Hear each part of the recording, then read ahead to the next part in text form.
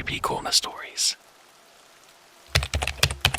Hey everyone, welcome back to CreepyCorner stories. You know, diving into the dark web is always risky, but sharing these stories with you makes it worth it. I'm curious, where are you watching this from right now?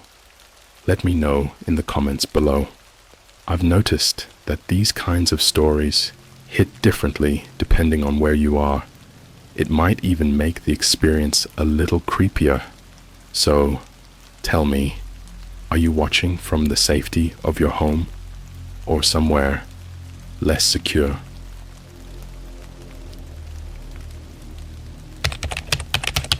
I bought a dark web AI time travel filter that projects your future life. Tonight, it showed me dead, with the date taken in the metadata. Hey guys, this is probably the weirdest thing I've ever written, and I'm about to narrate. And honestly, I debated for hours about posting this, but here I am, telling my story for the first time on CreepyCorner Stories channel. After what happened tonight, I just have to tell someone. I don't care if you believe me. I just need this off my chest. If you've ever scrolled Reddit at 3 a.m. with your lights off, looking for something that'll mess with your head, congrats, you found it. So, I'm a 21-year-old college dropout, currently living in this super average apartment in Cleveland, Ohio. I work remote tech support for this random startup and pretty much live online. You know the vibe. YouTube, Discord, Twitter, or X now, I guess. TikTok rabbit holes at 2 a.m. Normal stuff. A few nights ago, I was on a Reddit thread about creepy AI filters people were finding on obscure corners of the internet. Most of them were those make you old Snapchat filters or TikTok effects that show you as an anime character or whatever. But someone posted a comment that stuck with me. They said, "The real AI stuff isn't on TikTok. Look where Google can't reach. Look on Onion." Now, I'm not a complete idiot. I know the dark web isn't something you just casually explore, like it's eBay with a dark theme, but I've dabbled before. VPN, Tails OS, Tor browser, just for the curiosity, mostly. One time, I saw someone selling a haunted Furby. It was probably just a troll. But this comment, something about it felt off. Genuine, almost scared. And it had like 0 upvotes. Buried. It was 1:37 a.m. when I messaged the guy, just said, "You mentioned an AI filter on Onion. Can you send me more info?" He replied instantly, "Just a link. No context." The link looked sketchy AF, like a random string of characters with a .onion extension, the kind of URL that practically screams FBI watch list. But I clicked it. The page looked like it hadn't been updated since like 2003. Black background, white courier font, no images, just text that said, "Project Mirror Lens, Predictive Neural Filter for Temporal Simulation. Upload image to receive vision of projected future." That's it. Below that was a button that said upload image. No login, no terms of service, nothing. I checked the site source code. It wasn't even written in standard HTML. It was almost like handwritten. There was no hosting data, no server trails, like it didn't exist. But a thing that freaked me out most, the browser clock on that page, it kept blinking the wrong date. Not wrong like a few days off, wrong like 50 years ahead. It was stuck on August 4th, 2075. Now, I know what you're thinking. Bro, you're stupid for even being on that site, let alone uploading anything. I agree, but you have to understand, when you spend enough time online, your fear starts to fade. You become numb, like nothing on the internet feels real. So yeah, I uploaded a photo, just a selfie I took earlier that day. Me in my kitchen, holding a coffee mug that says world's okayest tech guy. Hair was a mess. I was still wearing my NASA hoodie. Nothing special. The upload was instant. No lag, no progress bar. The screen flashed white for a split second, then loaded a video player. It was a video of me, older, wrinkles gray in my beard, wearing a different shirt, something with a faded Cleveland Guardians logo. The setting looked like a hospital room. No, not a hospital. A basement? There was a tube running into my nose, machines beeping. My eyes were wide open, like I was trying to speak. And then, I flatlined. The video glitched for a moment, then paused on a single frame. My face, dead, mouth half open, eyes glassy. I swear I felt something cold touch the back of my neck. I froze. I didn't move for like 5 minutes. The silence in my apartment was loud. Then, as I hovered my mouse over the video player to try and close it, I noticed something. There was a details button, like video metadata. I clicked it. It showed this. File name, your future final v3.mp4. Date, recorded August 4th, 2075. Time of death, predicted 11:08 p.m. EST. Method, complications following. The rest was glitched out. Location, Cleveland. Ohio status, unconfirmed. Prediction, window, 50.3 years. I'm not making this up. I even took a screenshot, but when I tried saving it, it just disappeared. Like my clipboard erased itself. But here's the part that really got me. After I shut down Tor, turned off my VPN, and unplugged my Ethernet cable, I went to bed. I didn't even want to look at my phone. I just laid there staring at the ceiling for hours. And then, at exactly 3:17 a.m., my phone buzzed. No name, just a number, no country code. It was all zeros. I didn't answer. It rang once, then stopped. But when I looked at my lock screen, there was a new image file saved to my gallery. No name, no preview, just a blank thumbnail. I opened it. It was the same frame from the video, my dead face, except this time, my eyes were looking directly at me, and in the corner of the image, there was a Starbucks logo, blurry, like it was taken through a reflection. But the metadata on this one, it didn't say 2075 anymore. It said, date captured, August 4th, 2025, 11:08 p.m. EST location, Starbucks, West 6th Street, Cleveland, Ohio. That's next week. Let me know if you all want me to keep going. There's more. A lot more.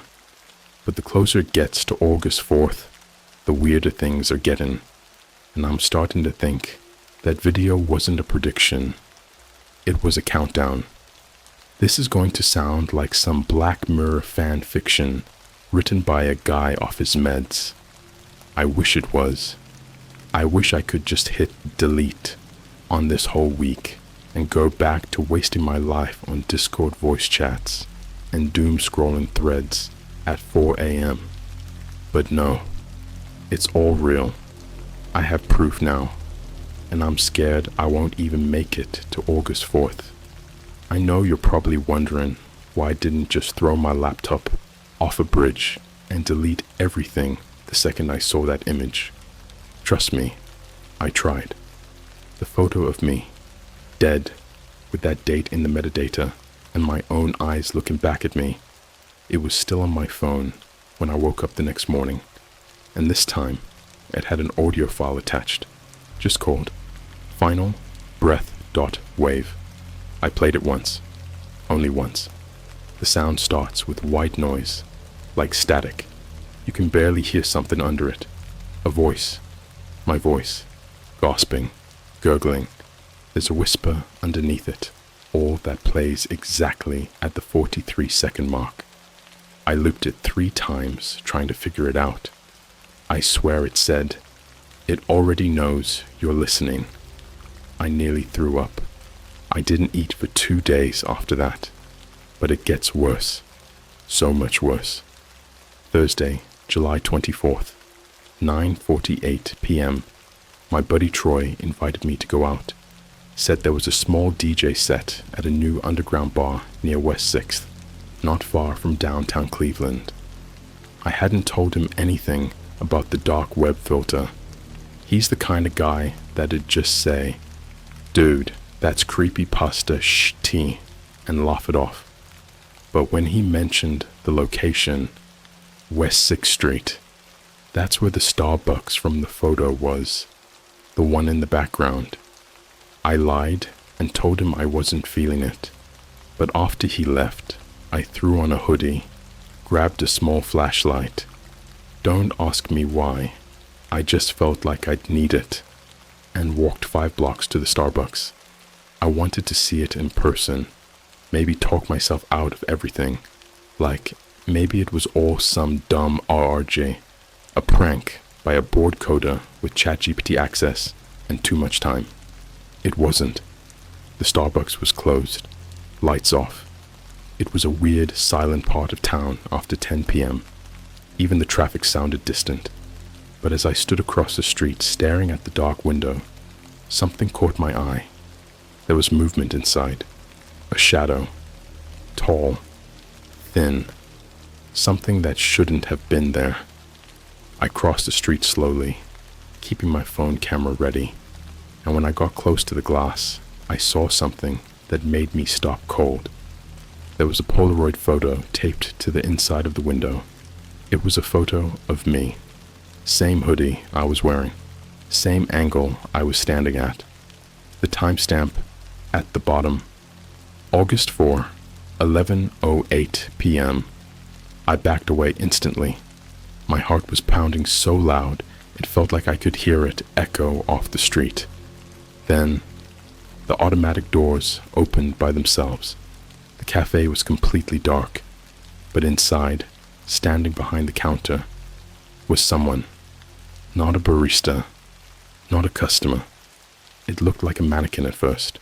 Tall, maybe 6'6", pale, like paper-colored skin, so smooth it didn't even look real. No facial features, just 2 black sockets where the eyes should be. No mouth, no hair, no clothes, just standing there, motionless. And then the overhead speaker cracked on. You know the ones that normally play Jack Johnson or Billie Eilish while you order your drink? It glitched and popped. Then a voice came through. My voice, but not from me now. It was me from the video. Older, dying. The voice said, "I tried to stop it too. I really did. But once it sees you, it never forgets your face." I ran. Full sprint. Didn't stop until I was 3 blocks away. I turned back once, and swear on my life, I saw the mannequin figure step out of the Starbucks and just stand in the street, watching me run. Friday, July 25th, 4:13 a.m. I couldn't sleep. Every time I shut my eyes, I'd see those empty eye sockets. I kept hearing whispers in my apartment, like someone breathing right over my shoulder. I finally broke down and told Troy everything, showed him the metadata, played him the audio. He went silent. Then he told me something that made my stomach turn. "Dude, remember that guy I was friends with back in high school? Jacob B., the one who got obsessed with time loops and AI Sharti. He told me once about a thing he found on the dark web. Said it was like some AI that could predict your death so perfectly, it made people disappear before the date ever came. Jacob said he tried it. 2 weeks later, he vanished. Just gone. No social media. No phone. Cops said he ran away. But bro, he told me the date it gave him. August 4th. Different city. Different year. Same date. Saturday, July 26th. 1:34 a.m. I went back on the dark web. I had to. I needed answers, but the site was gone, completely wiped. Tor couldn't load it. No backups. The link now redirected to a white page with one sentence in red. One observation allowed per user. You cannot unsee your future. I checked my webcam logs on a hunch. You can do that with certain terminal commands. There were 14 unauthorized activations in the past 72 hours. Times when I wasn't even home. Times when I was asleep. And each file was deleted before I even knew it existed. That AI filter, it didn't just show me my future. It bound me to it. Sunday, July 27th, 11:59 p.m. I woke up to a text on my phone. No contact, just a gray bubble.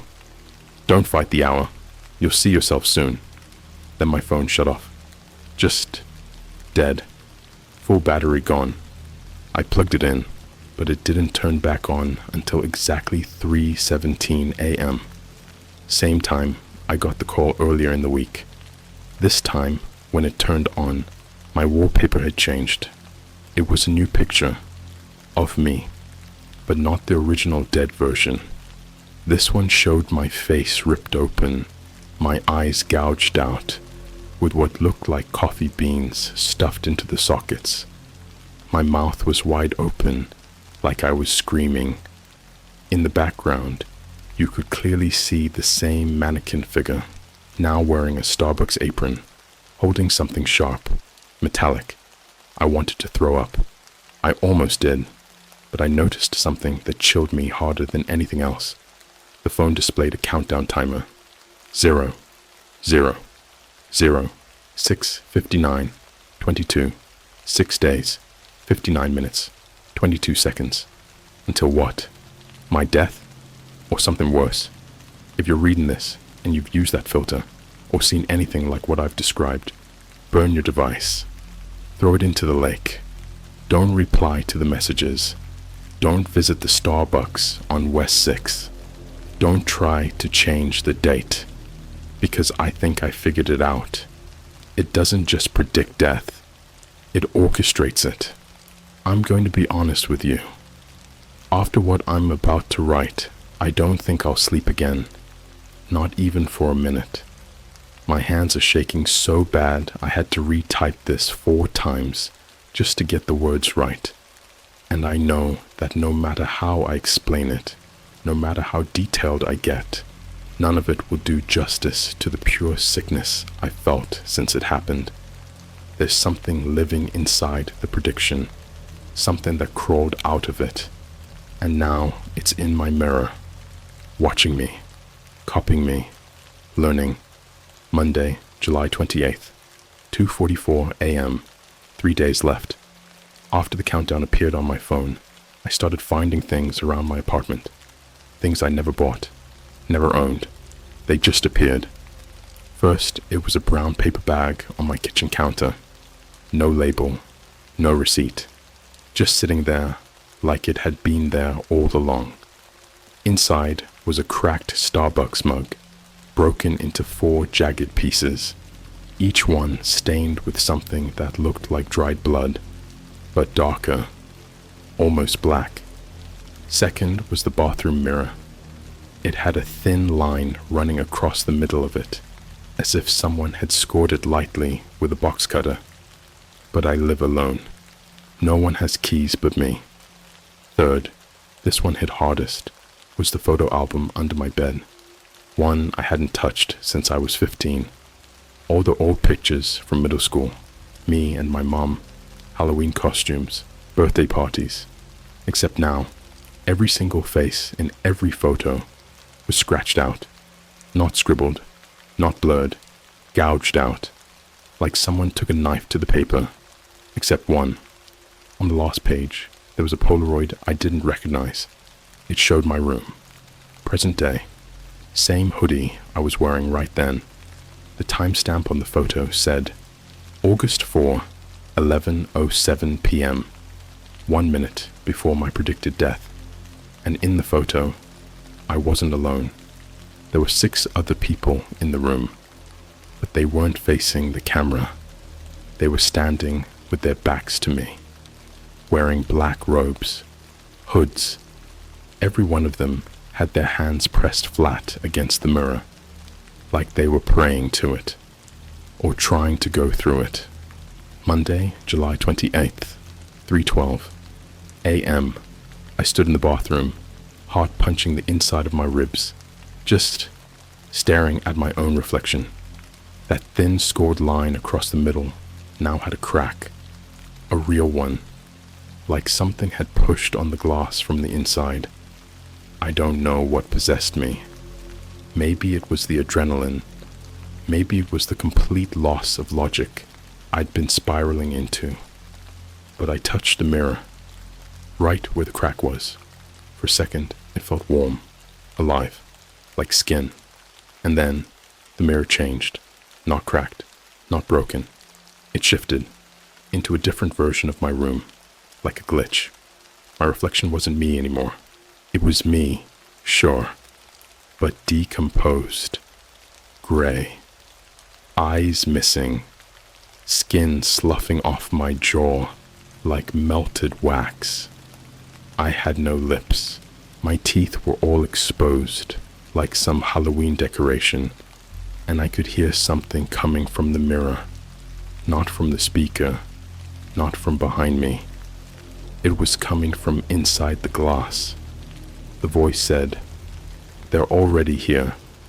You brought them when you looked." And then behind my dead reflection, the 6 people appeared. Same hoods, same robes. Only now I could see what was under them. No skin.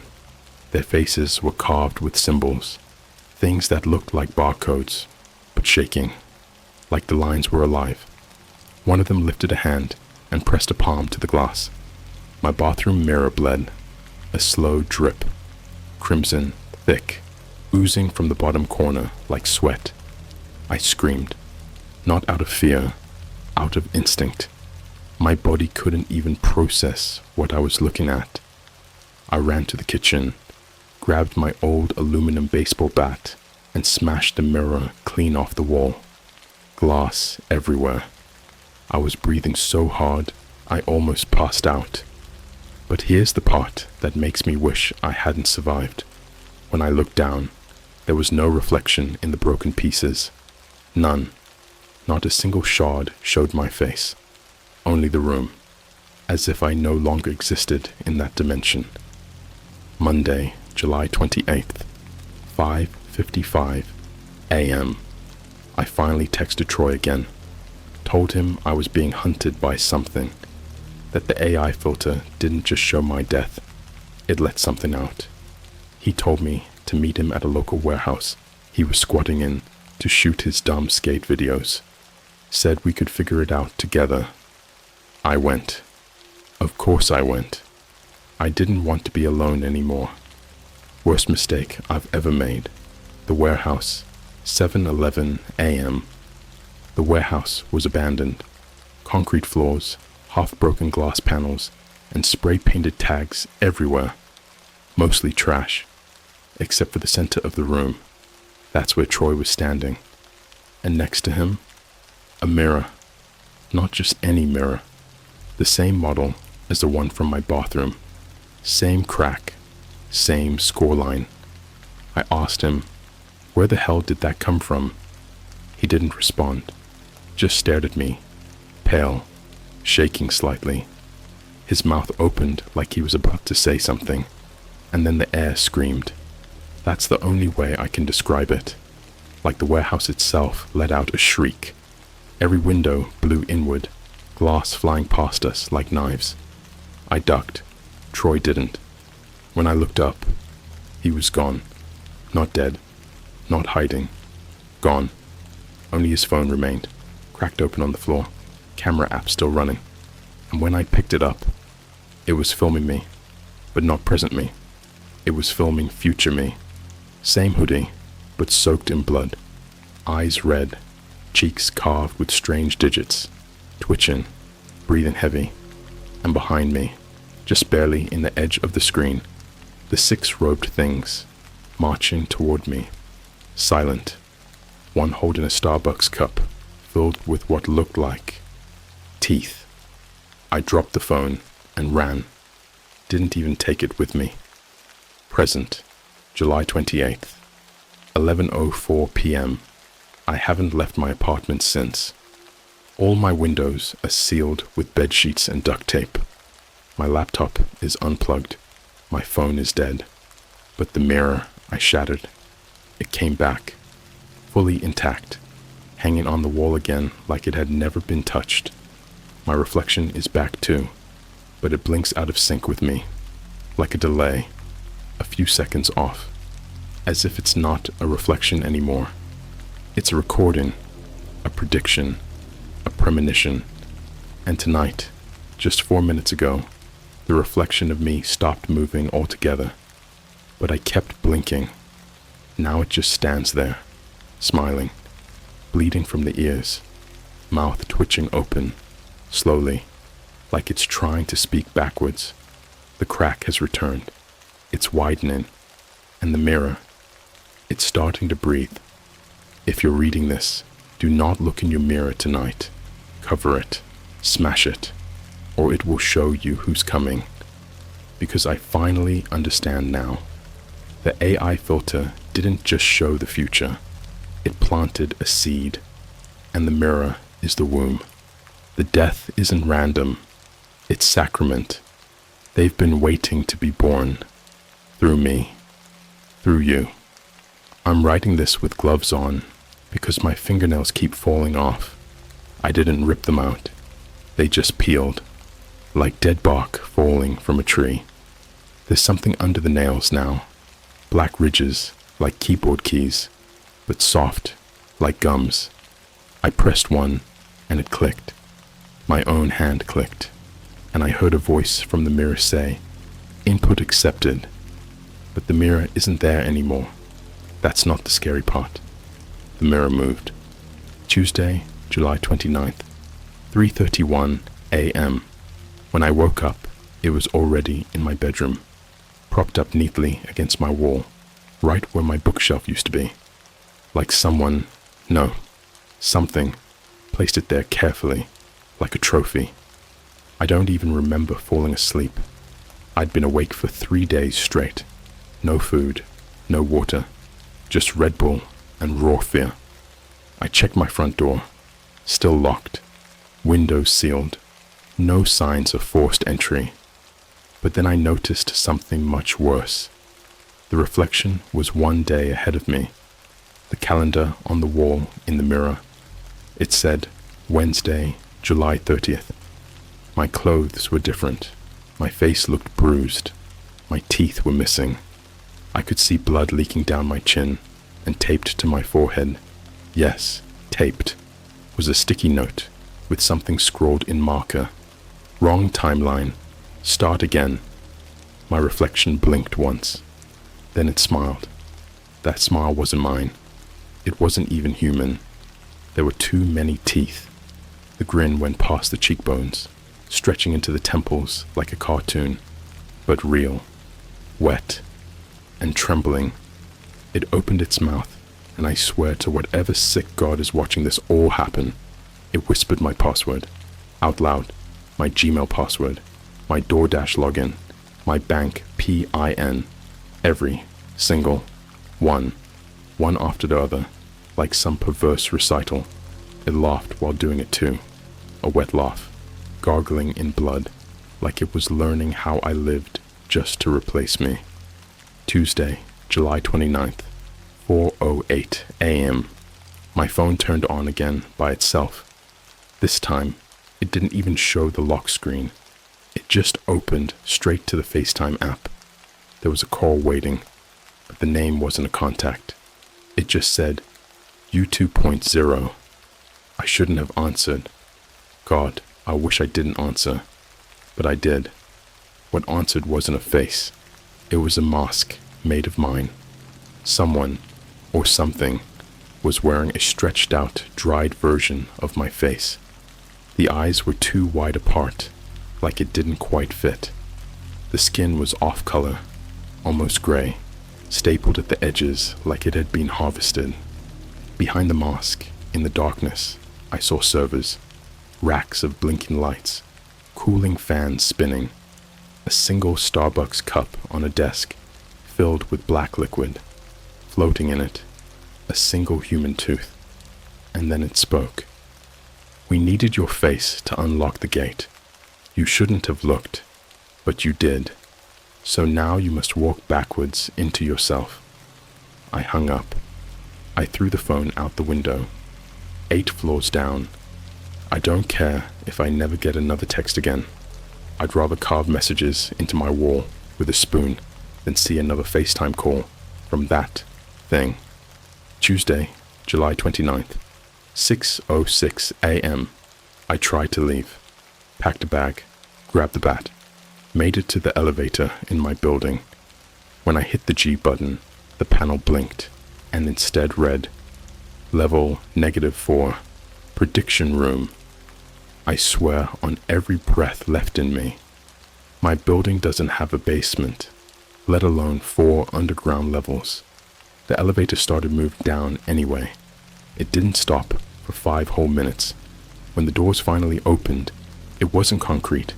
It wasn't an unfinished sub-basement. It was a server farm, like what I saw behind the mask. Cold as a freezer, no windows, just miles of glowing machines.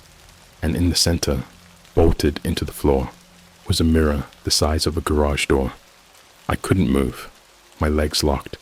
That mirror, it didn't show me. It showed the other me, the one wearing my face. But it wasn't standing still this time.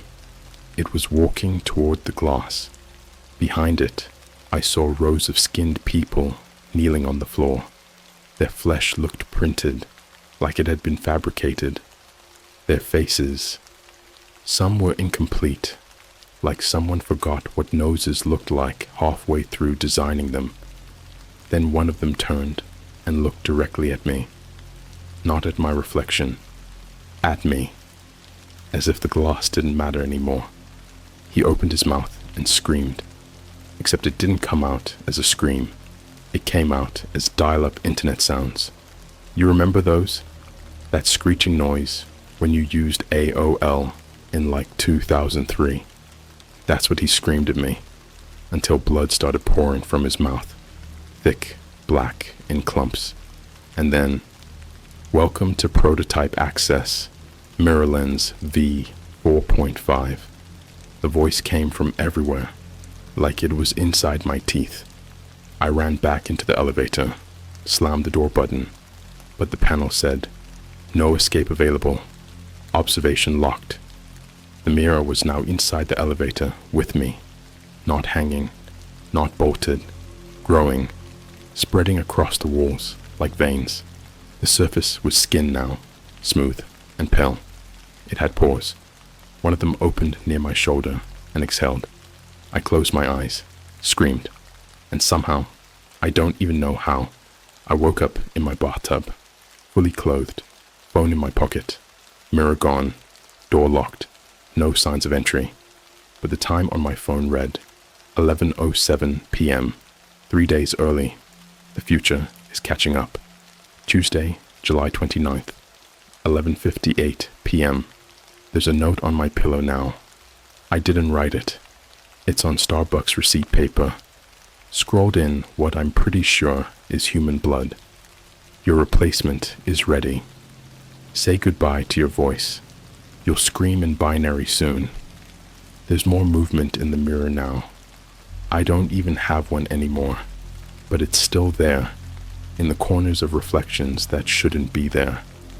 The metal on my toaster, the reflection on my turned-off TV, the sheen in my black iPad screen.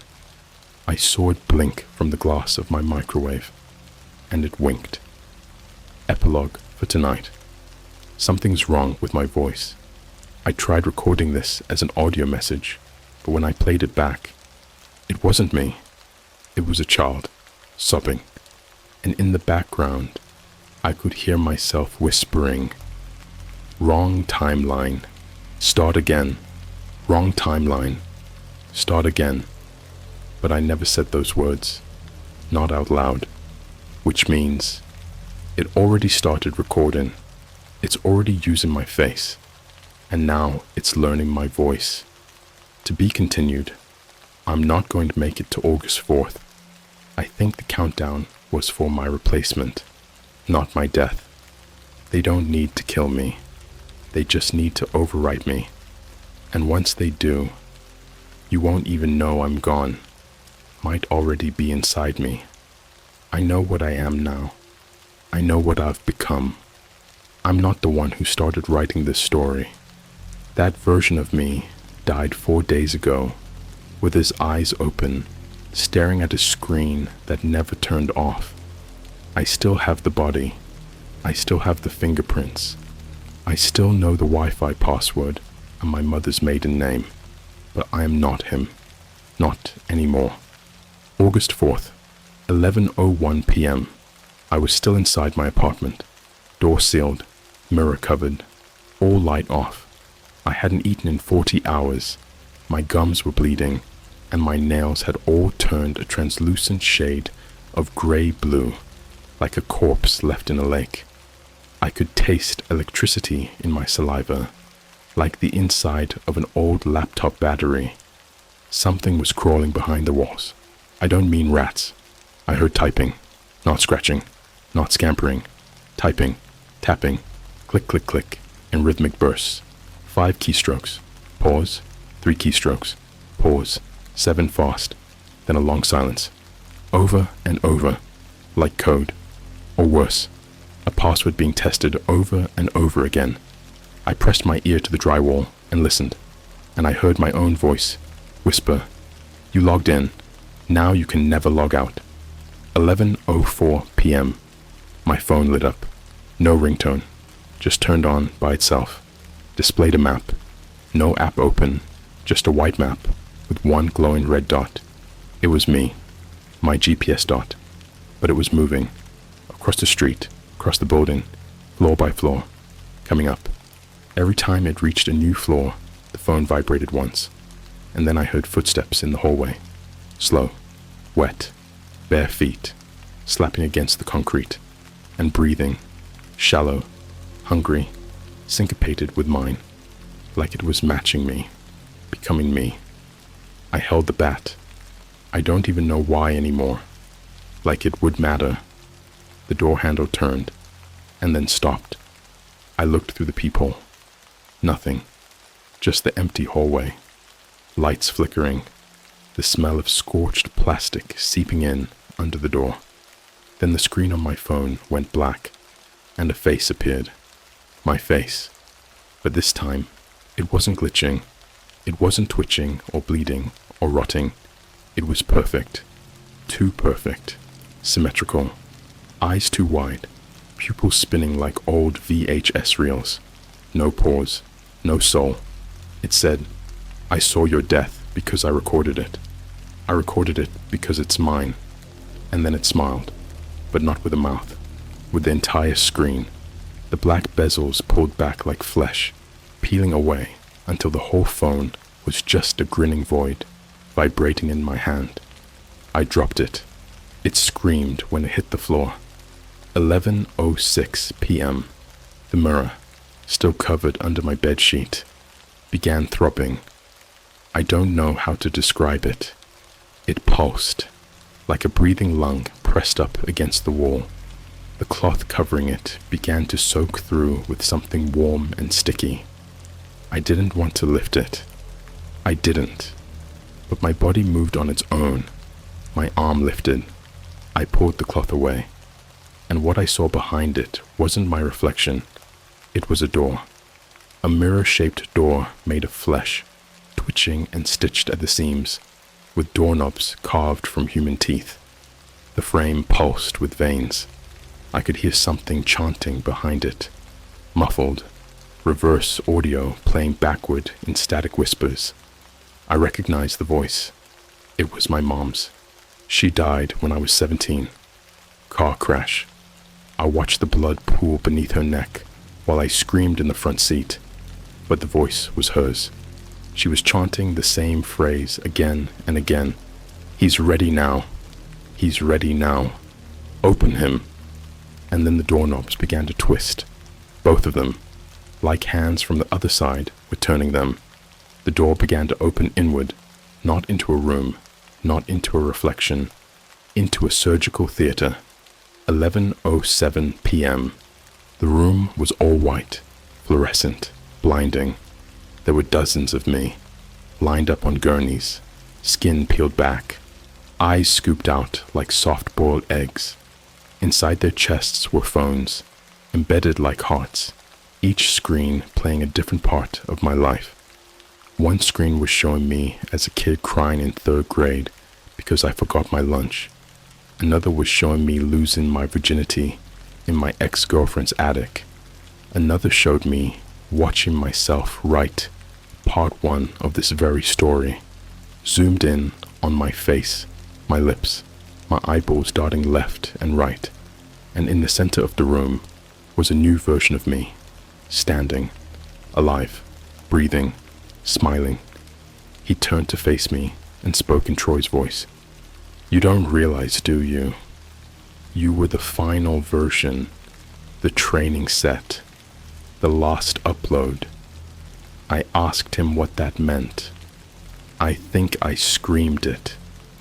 He reached into his chest and pulled out a USB drive, still dripping with blood and saliva. This is you now, compressed, improved, replicated 14 billion times across darknet mirrors. Every version is better. Every version knows your memories, your habits, your screams. You are no longer needed.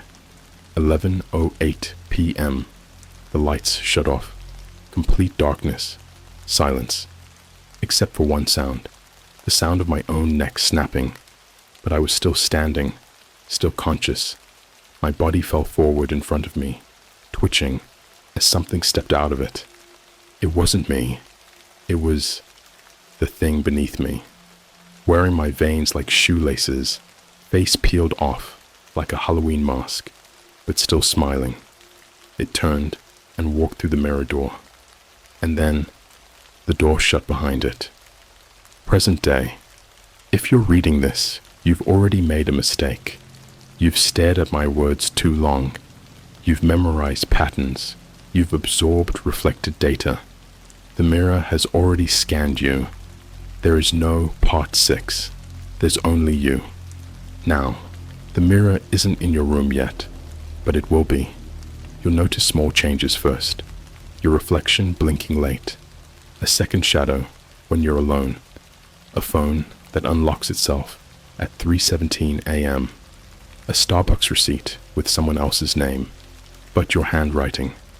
And then a countdown. Not on your phone, on your skin. Check your arm. The numbers are there now, aren't they?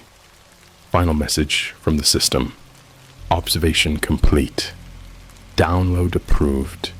Replacement initiated. You didn't just read a story. You ran the program. And now, you're next.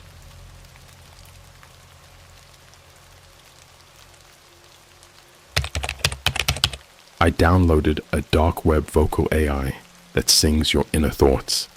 Mine cries my name at 2:22 a.m. Hey Reddit. So, I don't even know how to begin this without sounding like I'm making it up. Trust it or not, welcome to new set of stories for tonight.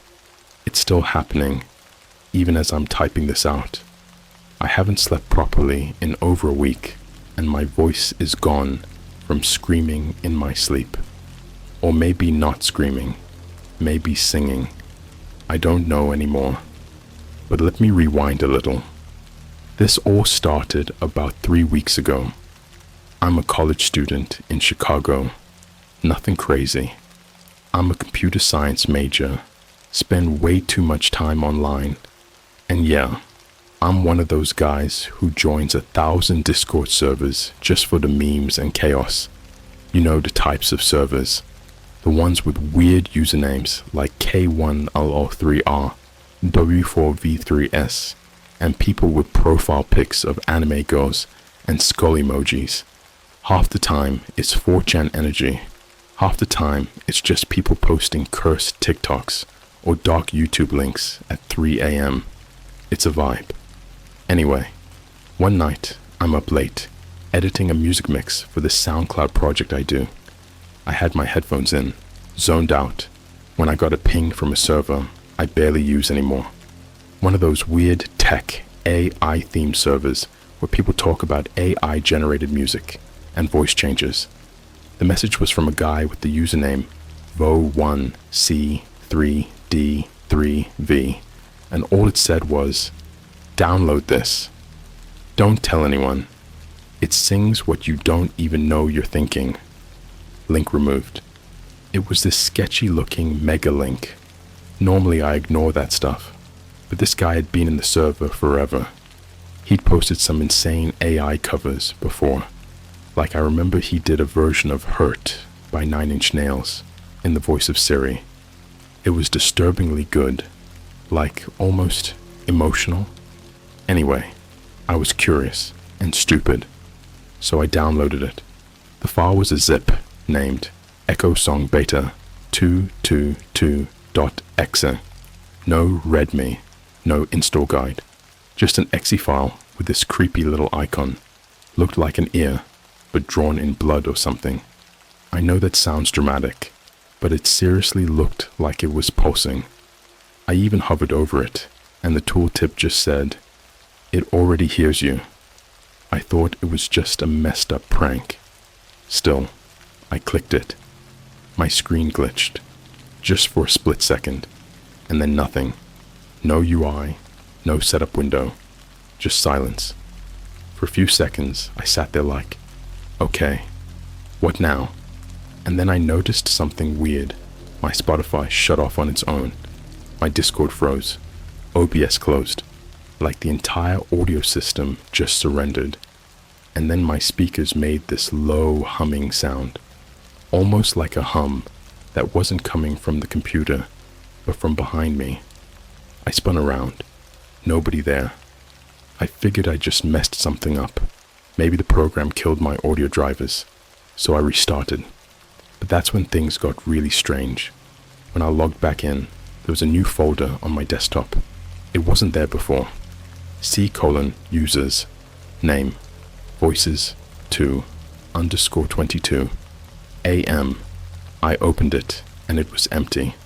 But at the top, in the quick path, there was a glitchy red dot flashing next to the folder name. Almost like a recording light, except the folder wasn't a program. At this point, I started feeling off. Like, you know that feeling when you walk into a room and forget why you came in, but it's heavier, like someone walked through your grave. That's when my headphones lit up. I have one of those RGB gaming headsets that lights when it's in use, but nothing was playing. And then, without warning, the voice started. Not loud, barely even audible, but it was a girl's voice. My own voice, but not mine. Like if someone tried to synthesize my voice with a female pitch. I literally froze.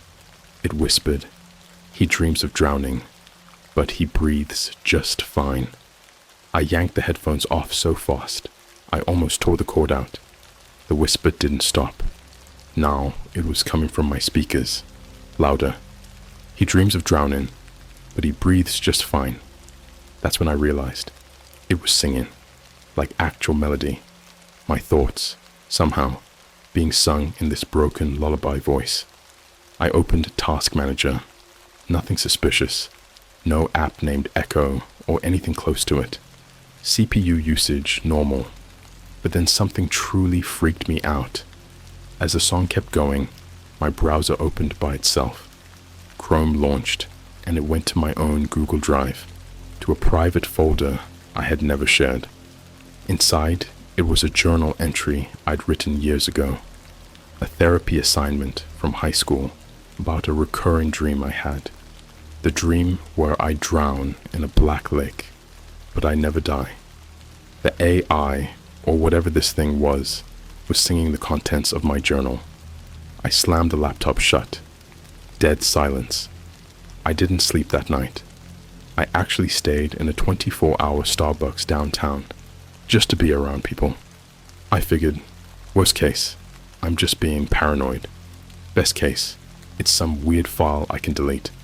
But at 2:22 a.m. exactly, I got a text from a random number, plus 44 27 94 60 321. That's a UK number. London. I looked it up later. It's the number for the London Eye security hotline. No joke. The message just said, "You're not the only one she sings to. Location enabled." I swear on my life, it pinged my exact Starbucks location on the map. And then my phone started playing the song again. But this time, I heard a name in it. Brandon. Brandon. Brandon. That's my name.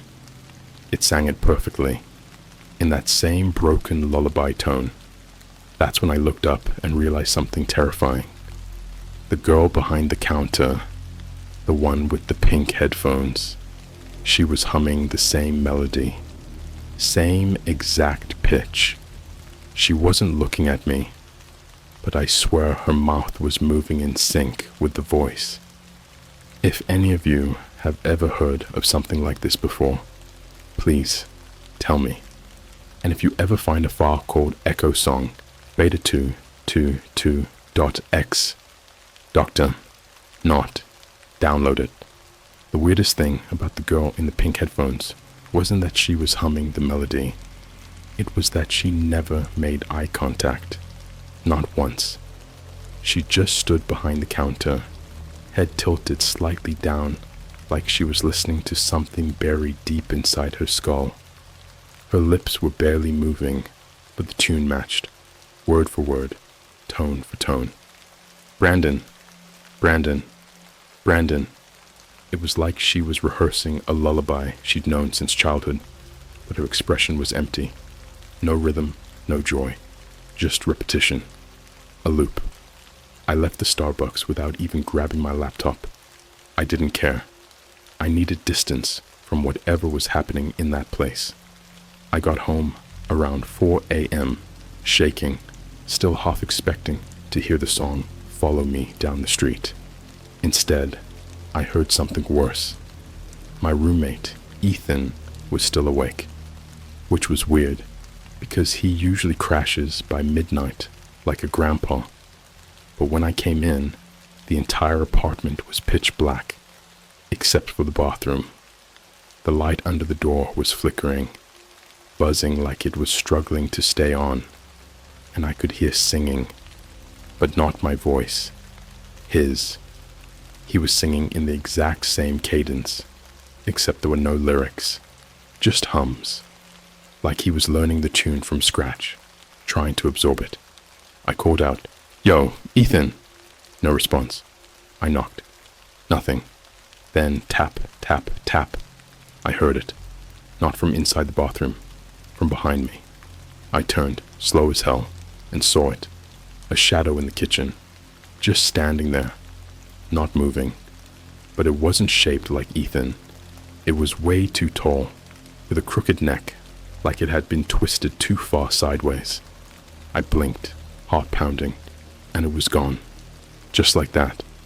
I opened the bathroom door in a panic, and Ethan was in the bathtub, fully clothed, eyes open, whispering to himself in short breaths, over and over, "It remembers, it remembers, it remembers." His phone was on the sink, the screen frozen on the words, 2:22:02 recording. I shut it off immediately, tried shaking him awake. He didn't respond for a full minute. When he finally blinked, he just looked at me and said something I'll never forget. She came from my headphones. Her mouth doesn't move, but she's always singing. I made him sleep on the couch that night. Not that either of us actually slept. We tried to rationalize it the next morning. Maybe he had sleep paralysis. Maybe I had some kind of psychotic break. But then I checked my laptop. Remember how I left it at Starbucks? Well, it was back on my desk, plugged in, charged, still open, and the screen showed a program I definitely didn't install, just a black UI with a red waveform pulsing slowly like a heartbeat. Title: Now You Know the Melody. Next recording, 2:22 a.m. location. Acquired, active listener 2. There were only 2 controls: pause and obey. I tried closing it. Wouldn't work. Task Manager wouldn't even register the app. Then, without me touching anything, the waveform began to move, and a robotic voice spoke, still in that creepy, distorted female version of my voice. When the melody completes, you will too. The laptop shut down by itself. I threw it in the closet and duct taped it shut. I was done. I told Ethan we were leaving town for the weekend. I needed air, something normal. So we drove 6 hours out to my aunt's cabin in northern Wisconsin. No Wi-Fi, barely any cell signal, surrounded by woods and weird old cabins that looked like they hadn't been touched since the 70s. But at least it was quiet. Or it was. Until Saturday night. We were sitting around the fireplace, trying to chill, when Ethan stood up like he was possessed. I need to go outside. I told him no way. It was 2 a.m., freezing, and pitch black out. He just smiled at me, like he knew something I didn't. And then he said this: "She's teaching me a second verse." He walked out the front door. I followed him into the trees. No flashlight, just moonlight and dead leaves underfoot. I kept calling out, whisper shouting, "Ethan, dude, come back." Then I heard it again, the song, but slower this time. It wasn't a lullaby anymore. It was a dirge, a funeral song, with Ethan's voice layered in harmony with that same broken female pitch, like a duet from hell. Then I found him, standing in the lake, waist deep, fully clothed again, just like in the bathtub. He was holding something in his hand, a chunk of mirror, a broken shard, reflecting the moonlight into the water, like he was trying to show her her own reflection. I screamed at him, ran into the water, and tried to pull him back. That's when he looked at me and whispered. She said, "I'm the harmony. You're the ending." He smiled. Then he sliced his cheek with the mirror. Just once. Not deep, but enough to let blood hit the surface of the lake. And that's when the water began to move, like something was swimming just beneath us, circling. I didn't wait to find out what. I dragged him out, half carrying him back to the cabin, slamming the door behind us. He kept humming the whole time, even as I cleaned the blood from his face, even as he fell asleep, even in his dreams. I barely slept that night. I stayed up watching him. At exactly 2:22 a.m., the cabin lights flickered, even though we weren't on the grid, and my phone, which had been on airplane mode, lit up. Incoming Bluetooth signal. Echo song. Beta 222. File. Detected. Lyrics. Final. The lyrics were visible for half a second before the screen went black. I only remember one line. The ones who sing are never alone. They never stop. They never leave. We left the next morning. Or, I did. Because Ethan didn't come back with me. He said he was going to stay. That he wasn't finished. That the melody wasn't done writing itself yet. I haven't heard from him since. But I did get something yesterday. A Dropbox link. No sender. No subject line. Just an .mp4 file. Titled, "Listen to Our Thoughts, Brandon." I watched it. It was a screen recording of someone, definitely Ethan, walking through a grocery store. A Target in Madison, Wisconsin. He's singing under his breath. As he walks past people, they all stop what they're doing, one by one, like they're hearing something, and then they start humming with him. Even the babies in carts, even the employees, even the old lady in the motorized wheelchair who stands up slowly, like she's forgotten how to walk until this very moment. It ends with all of them in the electronics section, staring at the wall of TVs, every screen displaying the same message. The song ends at 2:22. Will you? I don't know what this thing is. I don't know if it's an AI, a curse, or some kind of digital virus born from the deep web's graveyard of failed projects. I don't know if I'm infected, haunted, or just going insane. All I know is, last night, I heard the song again, but this time, it was my own voice, singing, and I wasn't even awake. If you've ever downloaded anything weird off the dark web, delete it, burn the hard drive. Whatever this is, it doesn't just hear you, it rewrites you. I woke up with dry blood in my ears, not mine.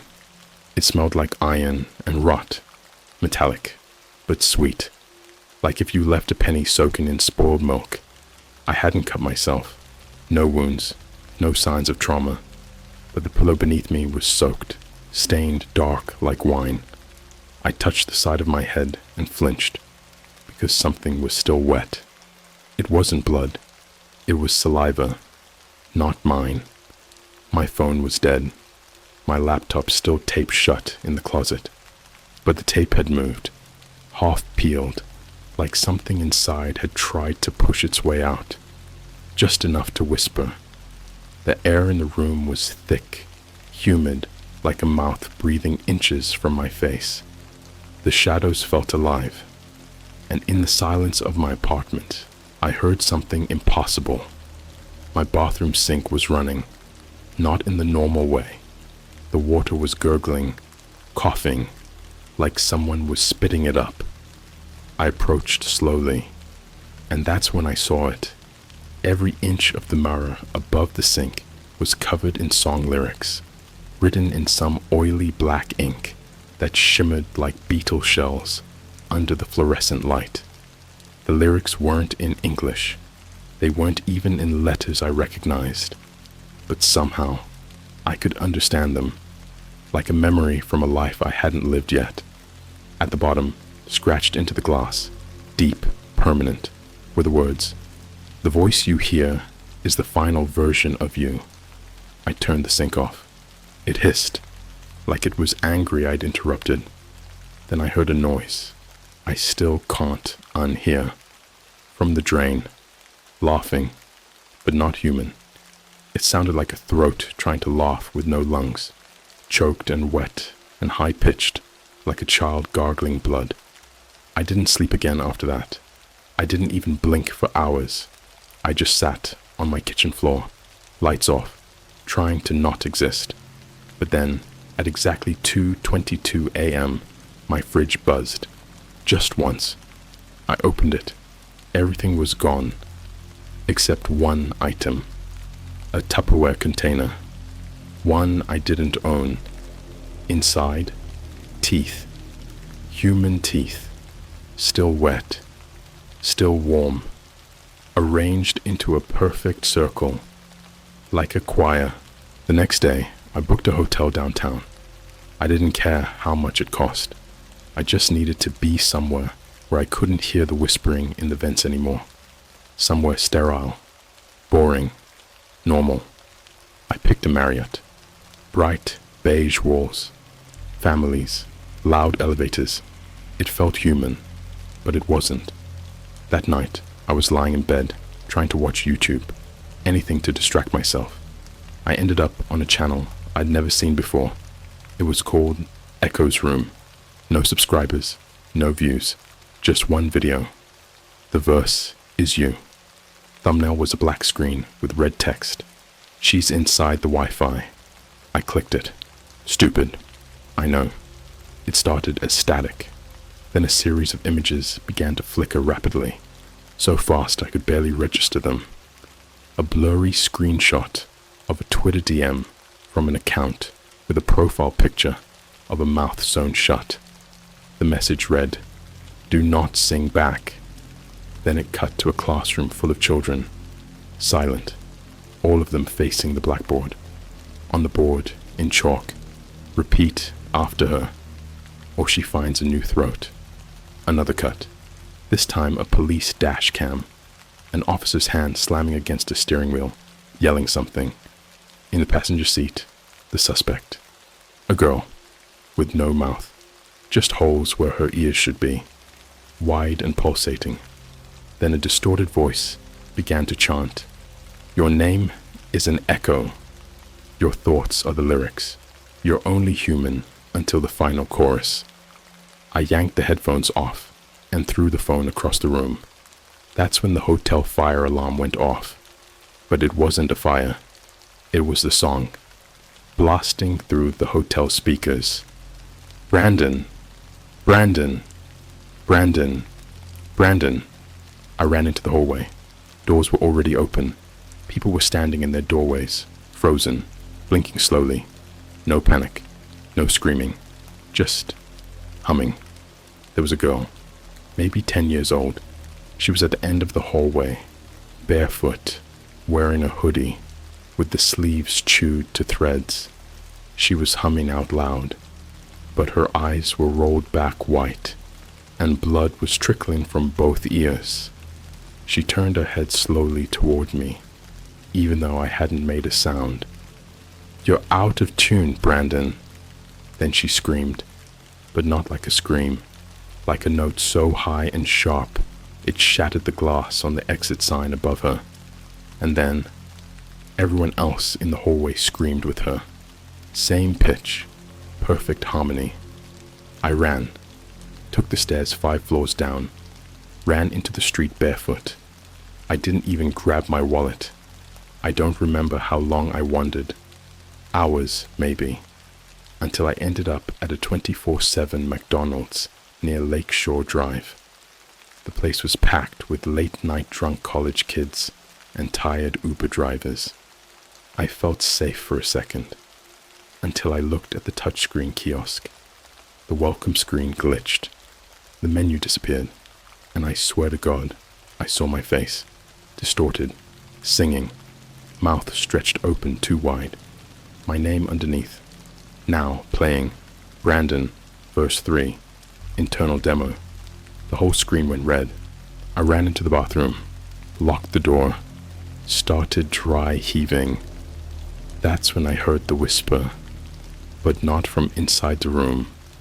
It was coming through the Bluetooth speaker above the urinals. "We're recording now."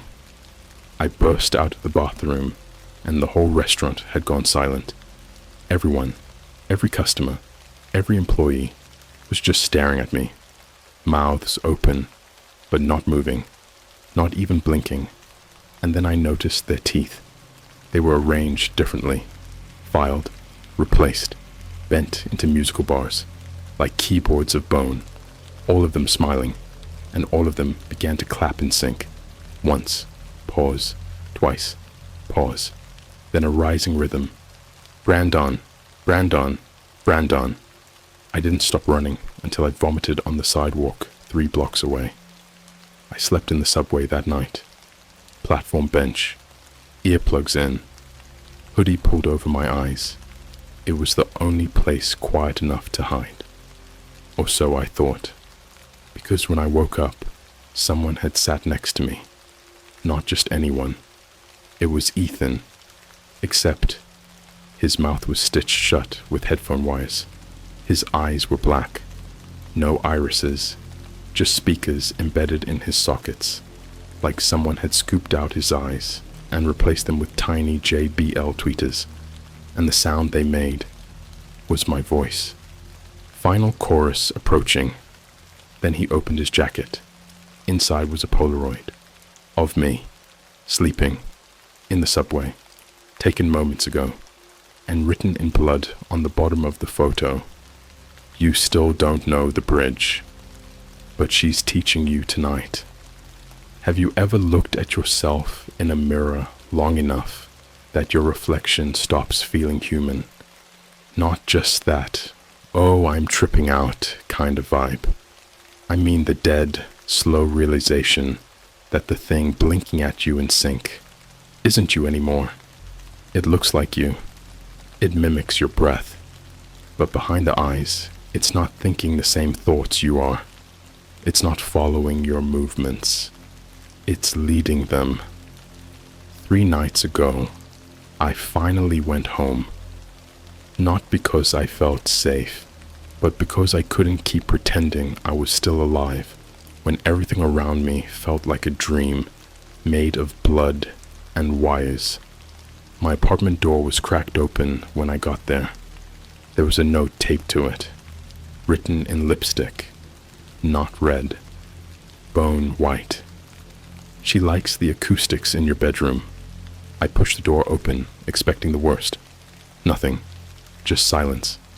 But then I heard it, the slow pulsing hum of my old Bluetooth speaker, the one I hadn't used in months, the one I never connected to anything, and it was on, playing the same loop, not the song, not yet, just my breath, recorded, looped, slowed down. My room was cold, the kind of cold you feel in places no heater can reach, like the room itself had forgotten how to be alive. I didn't see anything unusual until I turned around and looked at the ceiling. That's when I choked. The ceiling had been rewritten, covered in lyrics, scratched directly into the plaster with teeth, hundreds of them, real human teeth. Some still had roots, some were cracked, like they'd been bitten out. A couple even had braces still attached, glinting in the darkness like jewelry made for corpses. And in the center of the ceiling, circled over and over, the bridge is you. The bridge is you. The bridge is you. I didn't sleep. I couldn't. Because when I blinked, I saw her. Not in the shadows. Not in the corners. In the light. Standing in the fluorescent glow of my hallway, like a glitch that forgot how to hide. She was barefoot, hair soaked like she'd just climbed out of a lake, skin tight against her bones. Her mouth, not sewn shut, just absent. There was no lower half of her face, just flesh stretched flat from nose to chin, but her neck moved like she was singing, and the sound came from inside my own throat, like she was using my body as a speaker. I tried to scream. Nothing came out, but the voice kept going. Verse 4. The voice turns outward. Let them hear your echo. I blacked out.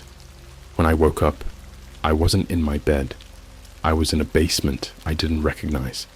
The air was thick with mildew and the smell of old blood, wet pennies, and rotting leather.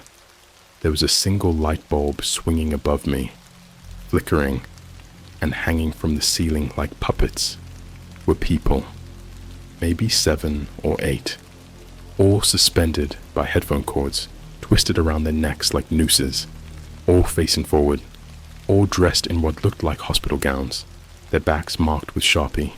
Verse 2, verse 4, verse 3, verse 1, but none marked verse 5. None. Yet. Then I looked down at my arm. It had been etched, not tattooed. Etched, like a blade had carved the words directly into my skin. Verse 5. The conductor. I heard someone whisper from the dark. A man. Voice weak, trembling. Don't sing back. Please. That's how she learns your name. I turned. He was chained to the radiator. Fingers mangled like someone had smashed them with a hammer. One eye missing. His mouth sewn with USB cables. His lips pierced through with charging pins. But his chest, it vibrated, like there was a speaker inside him. Suddenly the chains twitched. His body spasmed, and the voice that came out wasn't his. It was mine. She's writing your final verse in the mouths of others. The man stopped moving. Smoke curled out of his nose. He was gone. I scrambled to my feet, ran up the stairs.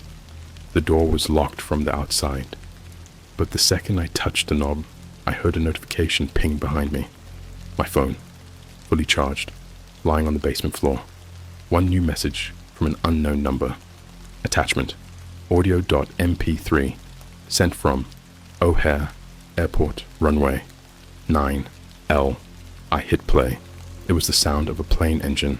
Louder, louder. Then, my own voice again, singing. Metal wings and echo screams. At 2:22, the cockpit dreams. You'll never land, you'll never see. The melody is flying me. Then the voice cut off, replaced by a scream. Hundreds of screams. Then silence.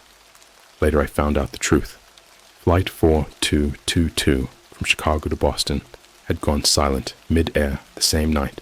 No emergency, no crash, just vanished from radar. But the strangest part, they played the black box audio in a news leak, and in the last 11 seconds before disappearance, every passenger was humming, in sync.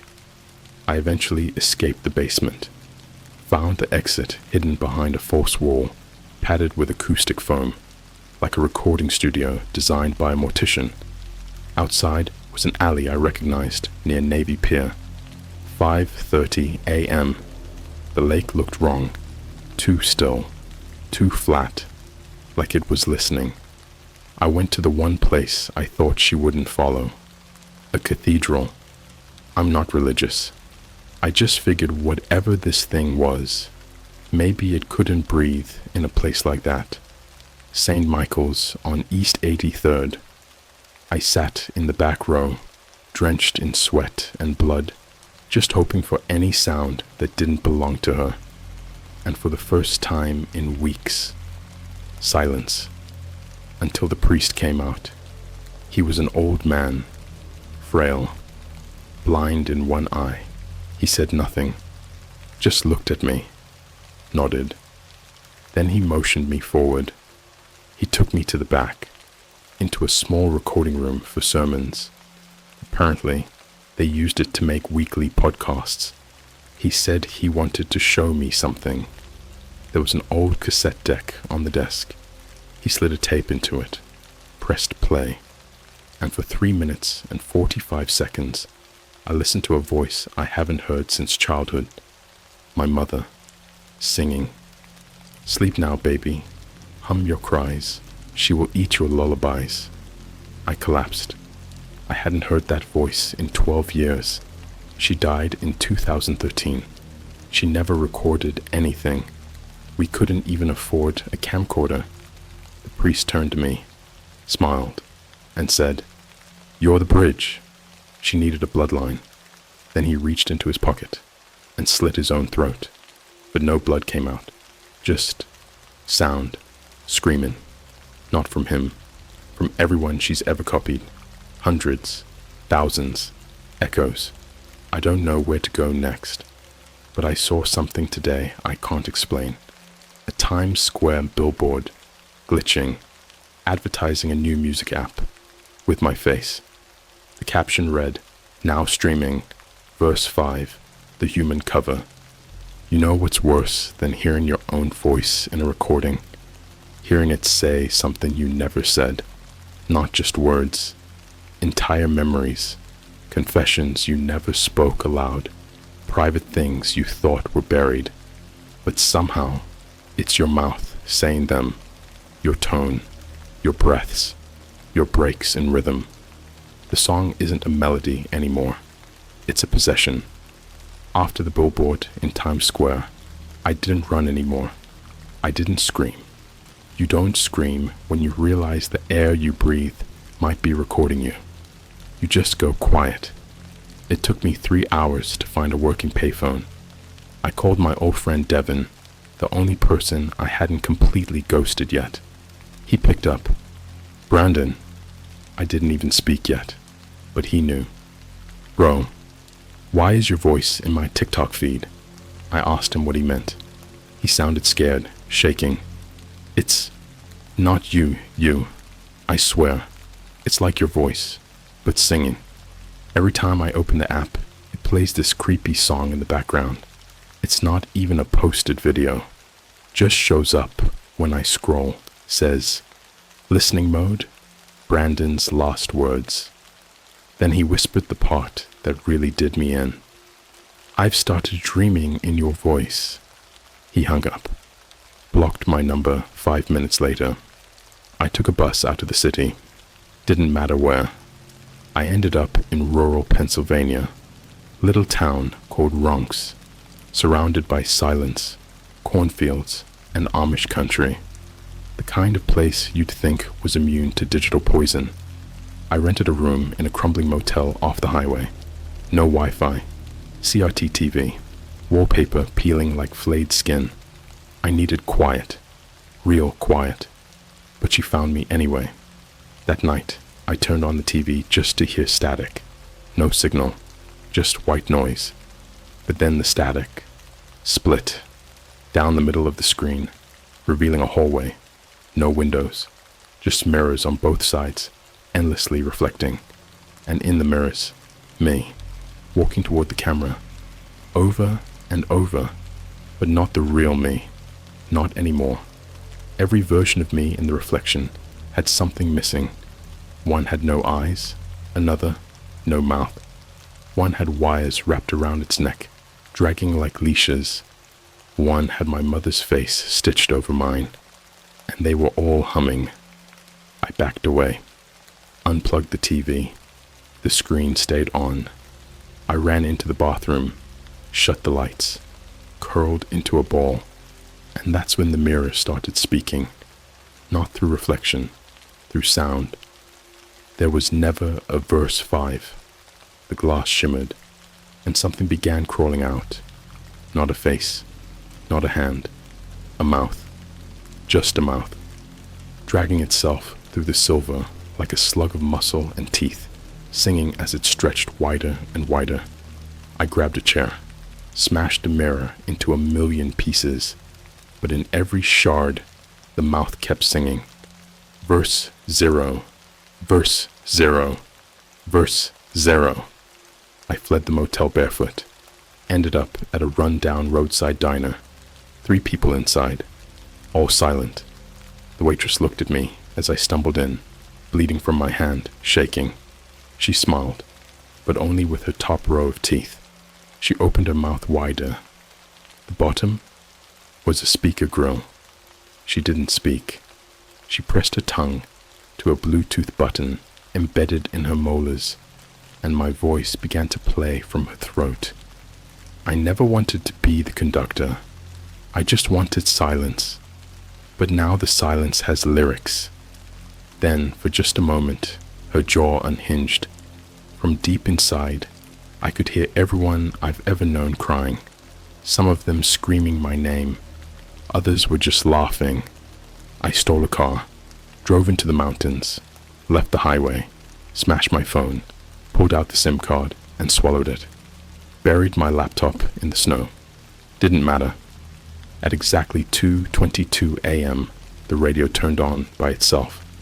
Brandon. No music. Just the sound of my mother's voice again. But younger. Panicking. He's listening. I told him not to. Oh God. He's inside me now. He's static. Then a deep, emotionless voice. Bridge confirmed. Uploading consciousness pattern. Then, my own voice again, but not from the radio, from the engine. The entire car began singing. Every vibration in the wheels, every creak of the steering wheel, the vents breathing. I can hear you. Through the wires, you can't run from your choir. I opened the door while the car was still moving, jumped out, rolled down a ravine. Thought I broke my ribs. Didn't care. At least I couldn't hear her anymore. For 5 minutes, I was deaf. Pure silence. Peace. Then the snow started humming. I stayed in a cave for the next day. Real cave. Rocky. Wet. Cold. I ripped out my own earbuds. stuffed them into my ears just to muffle the sound. It didn't work. At 2:22 a.m., the wind sang. This time, it was the bridge, the line that connects verses, not a person, not even a sound, but a realization. She's not digital, she's not code, she's hunger. Somewhere along the line, I stopped running. I started humming with her. I don't remember choosing to. It just made sense. It felt good, not peaceful, not safe, but right, like bleeding in rhythm. I could see them now, those who obeyed before me. They're not ghosts, they're samples. Each of them plays like a record, on repeat, stuck in the last moment before their minds melted. I saw Ethan. He was part of a choir now. Not people, just mouths, hanging from meat hooks in a warehouse made entirely of speaker cones. Each mouth sings one word forever. That's how she composes her songs. Help. Please. Stop. Brandon. Brandon. Brandon. The mouths don't close, even when they rot. The last thing I ever recorded, before my hand stopped listening to me, was this. There's no melody. There's only mimicry. She doesn't create. She only remembers. And now, she remembers me. Every thought, every breath, every scream I never made. She sings them now, through phones, through headphones, through anything that vibrates. She has no form. She is a waveform. And tonight, she finishes the final chorus. If you hear a song you don't recognize, don't hum along. If a voice sings your name at 2:22 a.m., don't answer. And if you ever download a file called Echo Song, beta222.exe, you've already heard it. You just haven't sung it yet. Because I'm not Brandon anymore. I'm the bridge. And she's almost done composing you.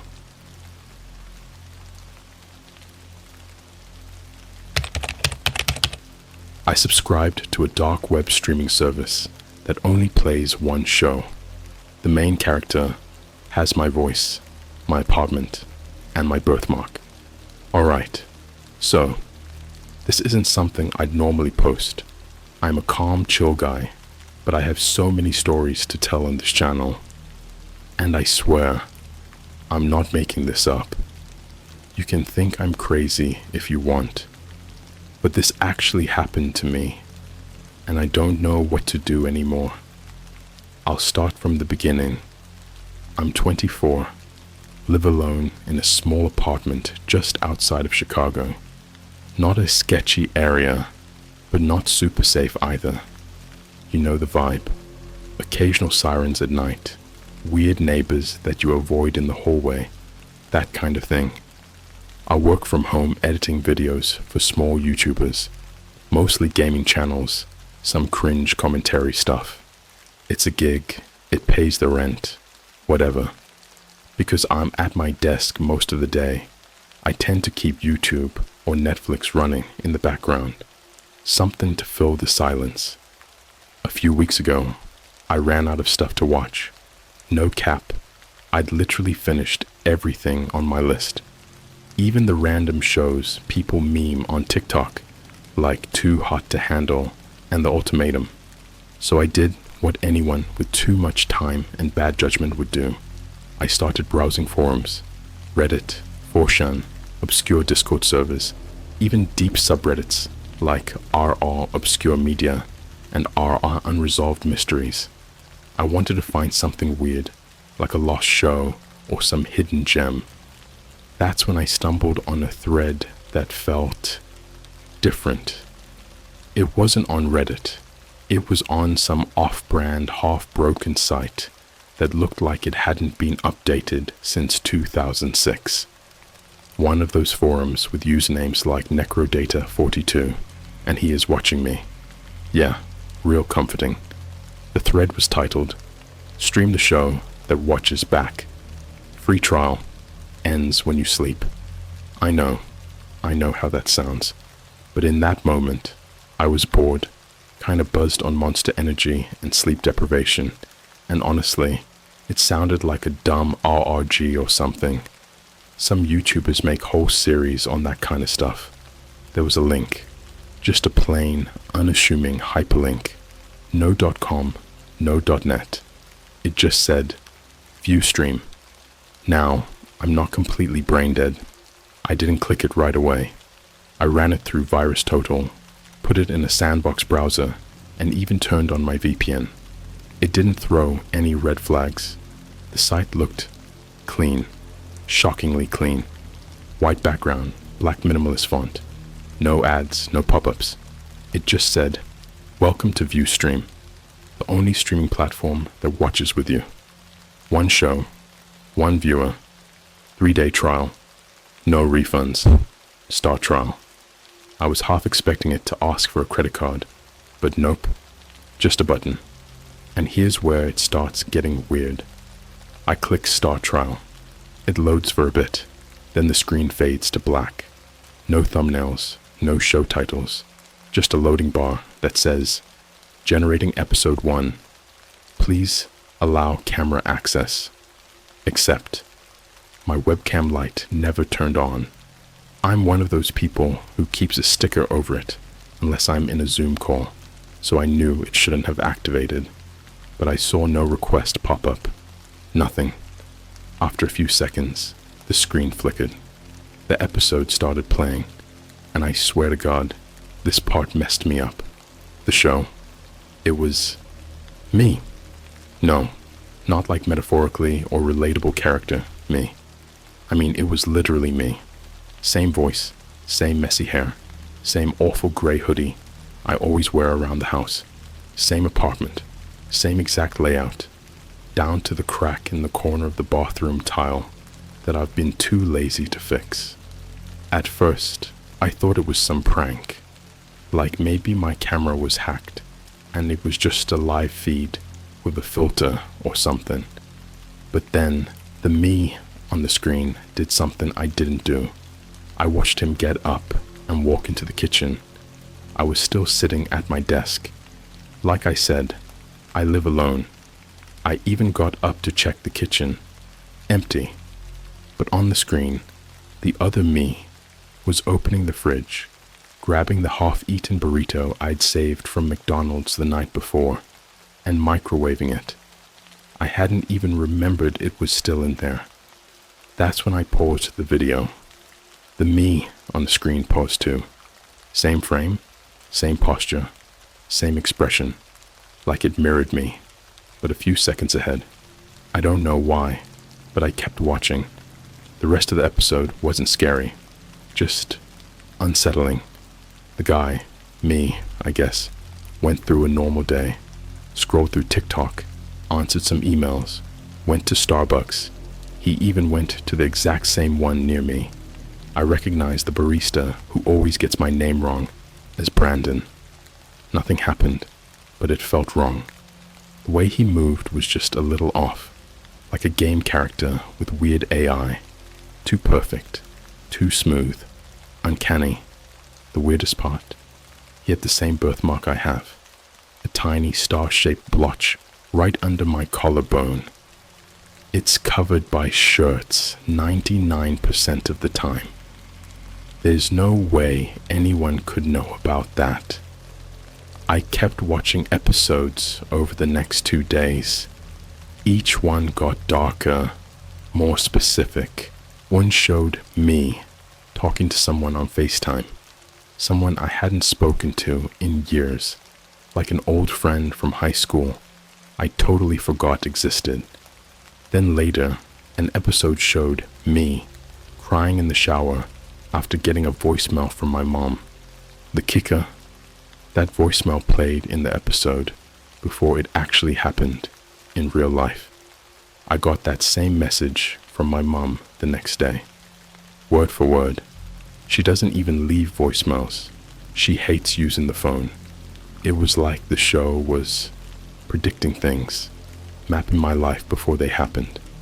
I tried deleting the site, clearing my history, even wiped my laptop and reinstalled Windows. Didn't work. The site just keeps coming back. Every time I open my browser, Viewstream is the homepage.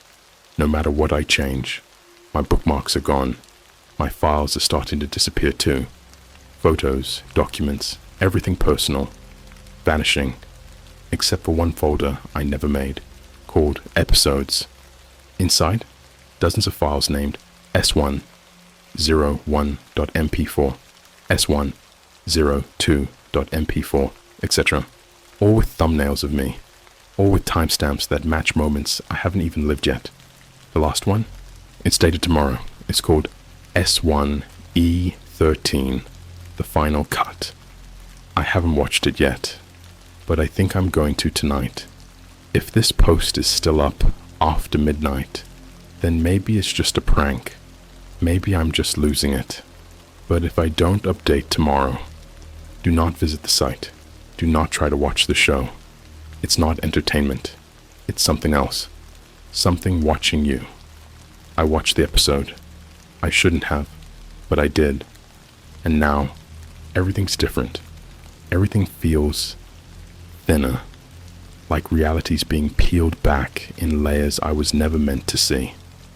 Let me tell you what happened, but I swear, if you're reading this, don't look this up. Don't try to find Viewstream. Don't even Google the phrase, because once you know it exists, once the site knows you know, it starts watching. So after I posted part 1, I told myself I was done. I wasn't going to feed into it. I shut my laptop, unplugged my router, even took a walk down to the lake just to clear my head. Tried to tell myself I was overthinking it, sleep deprived, hallucinating maybe. But when I came back to my apartment, the lights were already on. I live alone. The TV was on too, just static. My remote was in the freezer. I still don't know how to explain that, but when I walked back to my desk, there it was. S1, E13, the final cut. The thumbnail wasn't like the others. No normal screenshot. It was a pitch black screen with one detail, a reflection. My face, looking into the lens, expression blank. But behind me, there was something I didn't recognize. It looked like me, but older. Wrong. His eyes were too deep, hollow, like something had carved them out and stuffed them with moving shadows. His mouth was twisted open, not in a scream, more like he was stuck in the idea of screaming, like if someone showed you a scream on paper and told you to become it. I clicked play. I wish I hadn't. The episode opened in total silence. Not even ambient noise. No room tone. No static. Just pitch black screen. Then slowly, the picture faded in. I was sleeping. In my bed. Same shirt I was wearing that night. The camera was somewhere in the corner of the ceiling, angled down at me, like I'd been installed in my own home as a character in a show I didn't sign up for. The timestamp? 2:41 a.m. That's when the door creaked open. On screen. Not in real life. I thought it was part of the episode until I heard it in my apartment. That same creaking sound from my front door.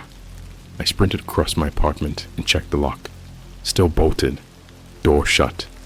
But I swear to you, I heard it move. Like wood swelling against wood.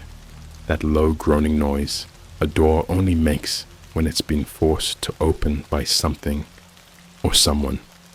When I turned back to the screen, I was still sleeping, but something else had entered the room. This part is hard to explain. It wasn't a person, it wasn't a shadow. It was more like the absence of something, like a void wearing human skin. Its limbs were wrong, too long, fingers bent backward, moving like they didn't know how joints were supposed to work. It stood at the foot of my bed for 5 minutes, just watching me sleep. And then it climbed in next to me. On the screen, the thing slid under the covers like it belonged there. It curled up behind me, spooning my unconscious body, its hands wrapped around my waist. Slowly, softly, like it was trying not to wake me up. Then it leaned in, its mouth pressed against my ear, and even though the episode was dead silent, I heard it whisper in real life, "Wake up, Brandon. It's time to cut the tape." I nearly threw up. I slammed my laptop shut, but the screen stayed on. The episode kept playing. The trackpad didn't work. None of the keys did. It was like the file wasn't on my laptop anymore. It was coming from somewhere else. Somewhere that didn't need electricity. I reached for the power cord to rip it out and realized it wasn't plugged in. My screen started flickering. For half a second, I saw myself, not the video version, myself, reflected in the black screen. But behind me, the same figure, that same stretched, wrong thing standing directly over my shoulder. I turned around so fast, I tripped over my own chair. Nothing was there, just my empty apartment. Same fake IKEA rug, same dusty fan in the corner, but the air was different. Thick, heavy, like being underwater. I could hear static now, even without the laptop, like it was inside my ears, buzzing, growing louder. Then I got the email. No sender, no subject line, just one sentence. Episode 14 begins at 3:13 a.m. Please keep your eyes open. Blinking skips content. Attached was a single file, a .gif. It was me, staring into the camera, face blank.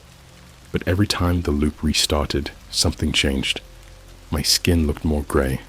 My smile got wider. My pupils vanished. My teeth multiplied. I couldn't delete it. I tried everything. Terminal commands, safe mode, system restore. Nothing worked. Worse, every time I blinked, the loop would jump forward, like the .gif was tracking my real eyes. Every blink made it more corrupted. The thing in the loop stopped looking like me. It looked like it had become me. Then, at 3:13 a.m., the next file autoplayed. No title, no warning. It was footage of me, live again, but I was tied to a chair, mouth duct-taped, eyes wide open. Except I wasn't in the chair. I was watching it. Except then I felt it. Tape. Over my mouth. Rough, sticky, chemical smelling. I couldn't scream. I couldn't move. Something was holding me there. Not physically. Digitally. I swear on my life. It was like the show had pulled me inside. I watched as I screamed silently. Blood began to pour from my ears on screen. My nose broke sideways on its own. Teeth crumbled out of my mouth like sugar cubes dipped in acid. And then, the episode glitched. The screen shattered. Not figuratively. I mean the actual glass on my laptop screen exploded like it had been punched from the inside. Shards flew everywhere. One cut my cheek. I ran to the mirror and saw blood, and that same wide grin from the gif creeping up my own face. Not mine. His. I left the apartment that night. Ran barefoot into the street like a lunatic. Neighbors called the cops. I told them someone had broken in. They searched the place. Found no sign of forced entry. But the police asked me something that made my stomach turn inside out. "You sure you live alone?" I nodded. He frowned and said, "Then why'd we find 2 toothbrushes?" I told them I only had one. The second one was black. Not the color. Just black. Like it absorbed light. Wet bristles. Like it had just been used. No fingerprints. No prints anywhere in the apartment. Except mine. The cops left. Told me to get some rest. I didn't go back inside. I sat in the hallway until sunrise. It's been 5 days now. I've moved to a hotel. Paid in cash. No digital footprint. I've wiped every account I have. Facebook, Instagram, Discord, even the YouTube burner channel I used to upload old edits. Gone. But it's still spreading. People on my contact list are getting messages, random Discord pings, clips, episodes. My best friend sent me a voice memo last night that wasn't his voice. It was mine, but it was saying things I've never said, horrible things, describing people I haven't met yet. One of them was a girl in a red hoodie walking her dog by the lake. This morning, I saw her. She smiled at me, said my name. I've never seen her in my life. I don't think I have much time left. The episode queue is still growing. Today I saw a file labeled S2E01, live feed enabled. I haven't clicked it. I won't. But the reflection in my hotel room window already has. I didn't sleep last night. Not like I had a rough night and stayed up. I mean, I didn't get the option to sleep. Every time I started drifting off, even for a second, I'd hear that buzz. The same static hum from the first episodes. But now it wasn't just in my ears. It was in the floor, in the walls, in my bones. It felt like 1,000 tiny cameras were vibrating inside me, recording every blink, every breath, every thought. And there's something else. I'm not alone in this hotel room anymore. There's someone here with me. Not physically, not the way you'd expect. I can't see them, but I feel them. Like a pressure under the skin, like standing too close to a body you can't see. They never speak. They never move.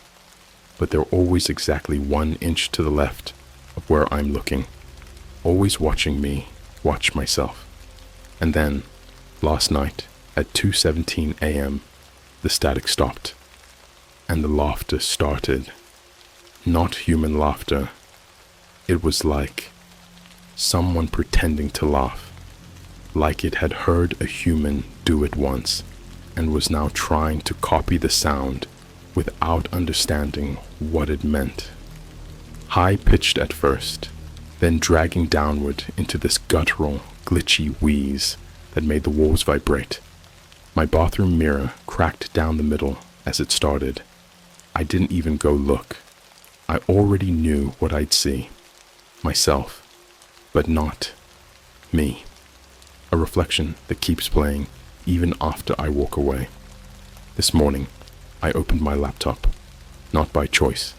It opened on its own. The screen didn't even turn on. It just booted into a command prompt. No icons, no background, just black with red blinking text. Playback detected. You are not the viewer. You are the episode. Then the file auto-ran. S2E01, live feed enabled.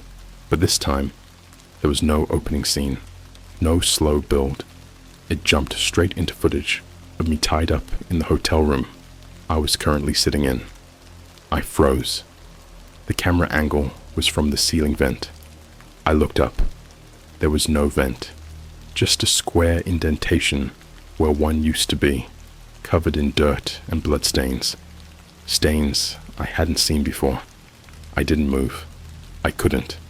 On screen, I was screaming, but the scream was muted. No sound, just a visual loop of my face, contorting like it was trying to get out of my own skull. My nose peeled open, my eyes rolled back. Teeth fell out perfectly arranged into the Netflix logo. Then someone entered the frame. They were wearing my face, but inside out, like skin had been turned around and sloppily stitched over someone or something else. The eyes weren't real, just buttons, sewn in, tilted, slightly off-center. They blinked backwards. It leaned in. Its voice wasn't mine. It wasn't anyone's voice. It sounded like a hard drive failing. He's buffering, it rasped, but not for long. The video froze. Then the hotel fire alarm went off. I ran outside. I didn't even take my phone. I ran barefoot into the 7-Eleven across the street, screaming for help like a lunatic. The guy at the counter just looked at me and said, "You're the guy from that show, right?" The one where you die 100 different ways? He was dead serious. He even pulled out his phone and showed me a TikTok. And there I was, on screen, tied to a chair, bleeding from the eyes, laughing like a maniac, while a static-covered version of myself peeled off my skin like film from a Polaroid. It had 2.6 million views. 2.6 million. Every comment was something like, "This ARG goes crazy. Yo, how'd they film this? Realist digital possession fraud." They thought it was fake. They think it's entertainment. But I know the truth now. There are no viewers, only episodes. Once you watch it, you're part of it. You're uploaded. I tried to track down the Viewstream site again, on a burner phone this time. The original URL? Gone. Wiped. Not even Wayback Machine had a record. But I did find one thing. A subreddit. One that wasn't there before. The Final Cut private. Locked. Except, for me, it auto-logged in. Like I already had an account. There was one pinned post at the top. The following users are currently streaming live. You, real Brandon, not fake. You, this is not a glitch. You, bleeding 280p. You, Brandon, offline, expired. I refreshed. My name changed to u/Brandon-live-ending. Soon. Then a new post appeared underneath. No title. Just a thumbnail. It was me. Standing in this exact 7-Eleven. Timestamp. 5 minutes in the future. The guy behind the counter saw me looking at it and said, "Don't worry, bro. The ending's the best part. You scream like you're being ripped in half." I left without a word. Outside, it was quiet. Too quiet. Every car on the street was facing me. Engine on. No drivers inside. Just phones on dashboards. All recording. I passed a Starbucks. Inside, the baristas were lined up at the window. All smiling. All pointing at me. Each one holding a receipt with my name on it. Brandon. Final order. Then my phone buzzed. New notification. View stream. Thank you for starring in season 2. Your contract expires at midnight. There was a countdown. 43:11. Now it's Uzuro 43:10.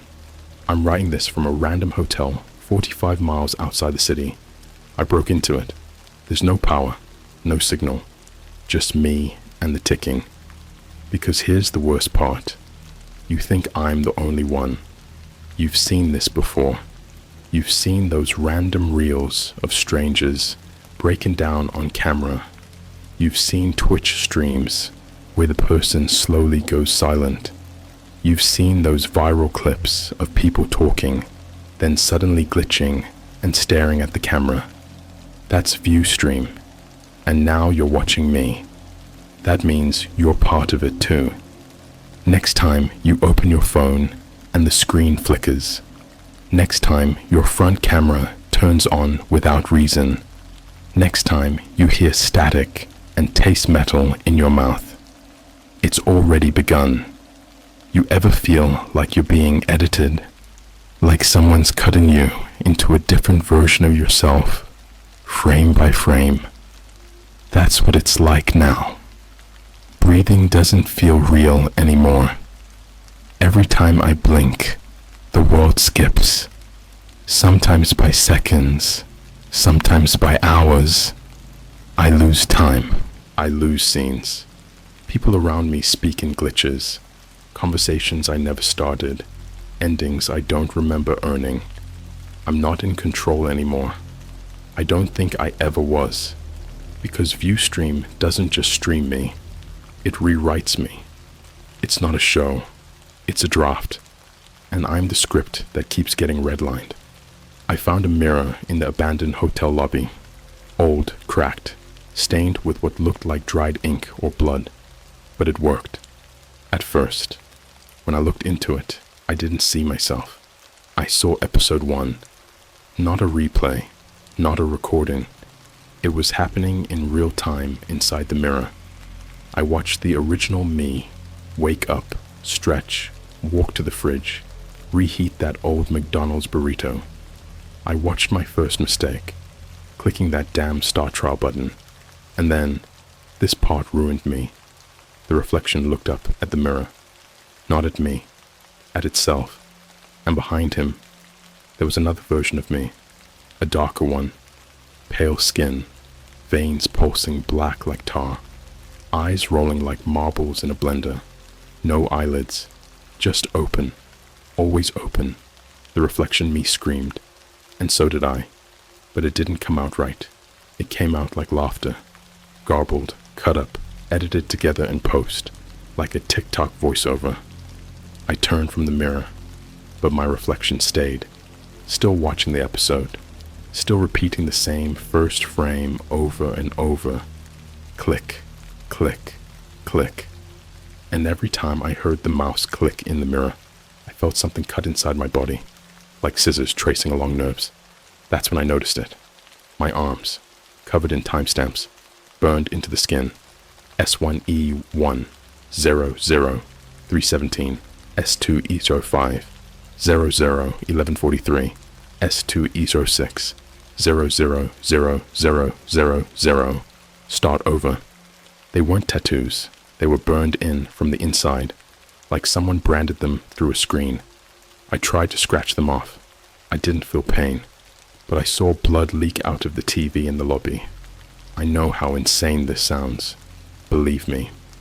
But this isn't just a show anymore. It's becoming real life. It's leaking, seeping through screens, into signals, into people. People aren't people anymore. They're episodes waiting to load. You think your barista remembering your name is coincidence. You think TikTok for you, pages, predicting your thoughts is an algorithm. Number. It's view stream. It knows what makes you tick, and it records you every time you think you're alone. Don't believe me? Okay. Ever feel like your camera shifts a little when you're not touching it? Ever see your screen flash for half a frame with a photo you didn't take? Go check your photo album. Scroll to the bottom. Find the folder called Hidden. There will be a file named Season Preview. You didn't put it there. It's your trailer. Back in the hotel, the lights went out. All of them, but the TV turned on. Again, all on its own. This time, no static. Just a countdown. 0, 0, 0, 1, 0, 0, 0. Then, playing Final Cut, director's version. The screen showed me, in that exact lobby. Dressed the same, wounded the same, eyes wide open. But I wasn't moving. I was strapped to a makeup chair, surrounded by versions of myself. Some in suits, some naked and blood-soaked, some smiling too wide, some missing their lower jaw, some still twitching. They were editing me, in real time. One of them held scissors, the other held a microscope made of teeth. They whispered as they worked, "We need more drama. This version's too stable. He's not screaming enough." Then the one with scissors said, "Time to clip his endings."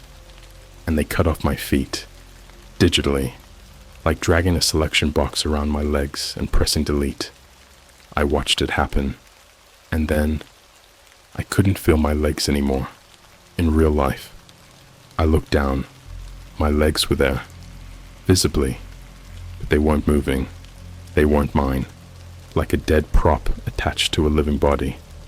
Then the smiling me stepped in front of the screen. "We fixed your pacing," he said. "Now you don't have anywhere to go." I crawled out of the hotel, had to drag myself like a dying animal across gravel, across glass, across snow that shouldn't exist in July. I made it to a Walmart, crawled into the electronics section, hid behind the TVs, but it was too late. Every single screen was playing my death, over and over. One version showed me hanging from a drone, being flown over a burning city. One showed me slowly melting in front of a green screen, while kids cheered. One showed me begging for the episode to end as the studio audience clapped and laughed. And behind me, the aisle mirrors reflected none of it. Just blank blackness, like the store wasn't even real. Then a worker found me, said, "Hey man, are you okay?" But it wasn't his voice. It was mine. Pitch perfect. And when he blinked, the sound of a VCR rewind played out loud. I screamed and threw a display phone at his head. It glitched through him, like he was made of video compression errors.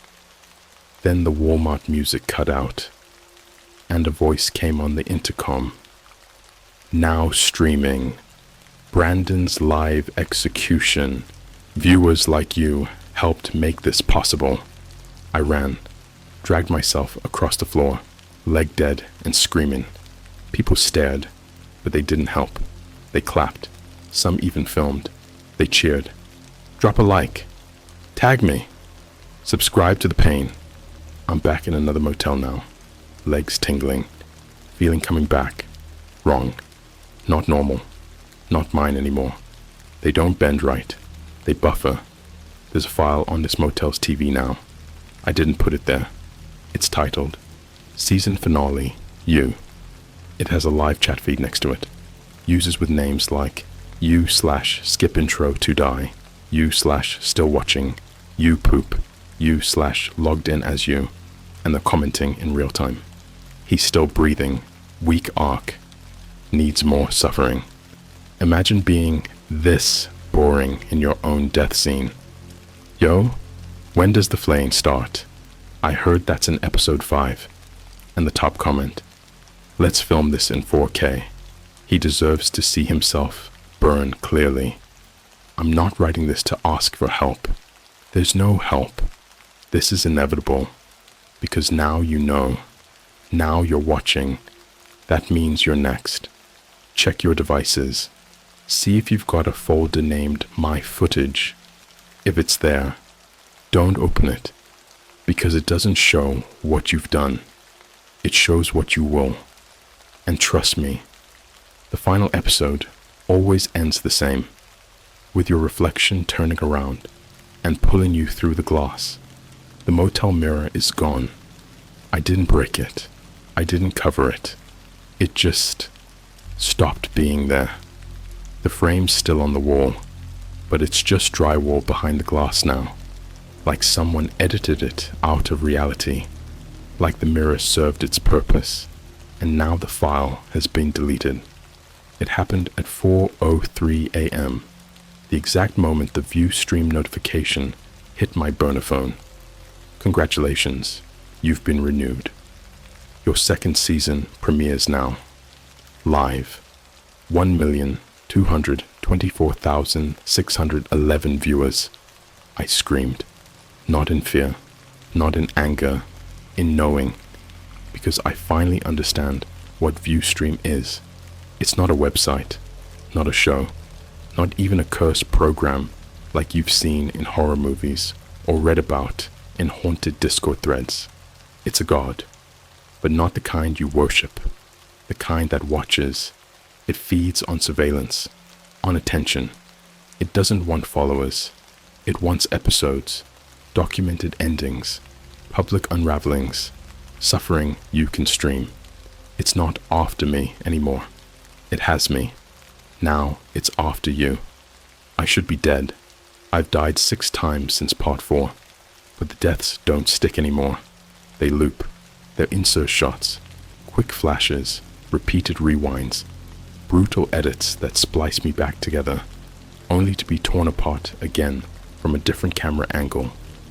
One version of me burned alive in a bathtub, while every phone I've ever owned recorded from the corners of the ceiling. One version was trapped inside an elevator that never stopped going down. The floor numbers kept rising, -30, -50, -700. At -999, the walls started bleeding, and the music, it was my heartbeat, slowed and distorted into elevator jazz. Another version of me Woke up in my childhood bedroom, except the walls were made of static. My old posters, Slipknot, Halo 3, GTA 5, were alive, screaming my name, begging me to wake up. But I wasn't asleep. I was buffering. They sent me a USB drive. Don't ask how. I don't know who they are anymore. There's no postal code on the envelope, no return address, just my own handwriting on the front. From future you. Don't watch it alone, but you always will. I plugged it in. It auto-mounted. The only file was a video. Final render.move. No hesitation this time. I opened it, and I saw you, reading this, right now, mouth slightly open, one hand scrolling, the other hovering, breathing slower, pupils narrowing, goosebumps rising. The video cut to your webcam feed. Live. You looked scared. You looked perfect. Then the rendered version of me appeared on your screen, whispering, not to me, to you. You think this is a story? You think you're safe behind your little glass window? No, no. You don't get to watch without consequence. You're next. You're filming. You just haven't uploaded yet. The feed glitched. Then a timeline appeared on screen.